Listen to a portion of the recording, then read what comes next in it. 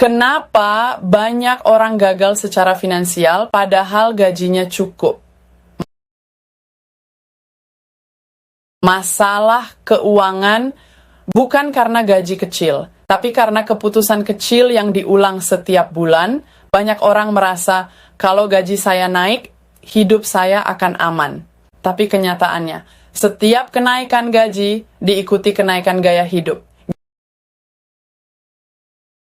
Gaji 5 juta terasa kurang, gaji 10 juta tetap kurang, gaji 20 juta masih terasa sempit. Kenapa? Karena masalahnya bukan di angka, tapi di pola.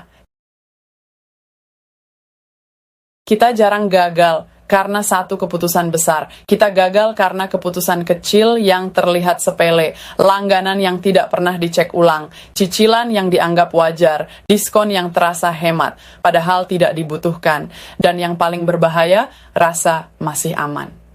Selama kartu kredit belum macet, selama cicilan masih terbayar, kita merasa semuanya terkendali.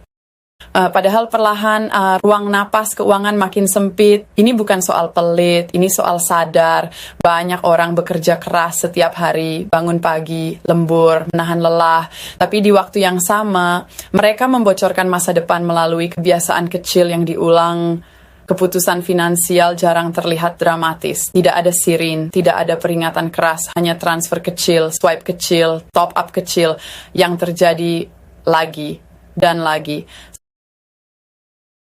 Sampai suatu hari kita bertanya, kenapa saya tidak punya tabungan padahal gaji saya cukup? Jawabannya sederhana, karena cukup itu relatif. Tanpa sistem, cukup akan selalu terasa kurang. Dan tanpa kesadaran, kenyamanan hari ini bisa menjadi beban besok. Mungkin pertanyaannya bukan berapa gaji saya, tapi keputusan apa yang saya ulang setiap bulan. Kalau hari ini semua pengeluaranmu terlihat normal, coba tanya satu hal, apakah normal itu membuatmu semakin bebas atau semakin terikat? Karena seringkali yang kita sebut normal hanyalah kebiasaan yang tidak pernah dievaluasi. Cicilan motor, normal. Upgrade gadget tiap 2 tahun, normal. Liburan pakai pay later, normal. Semua terlihat wajar karena semua orang melakukannya.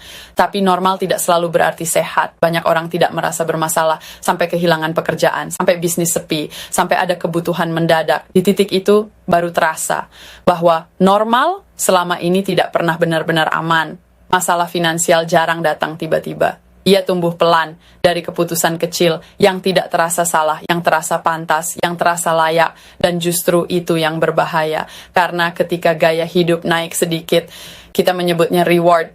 Ketika cicilan bertambah sedikit, kita menyebutnya kebutuhan. Ketika tabungan tertunda sedikit, kita menyebutnya nanti saja.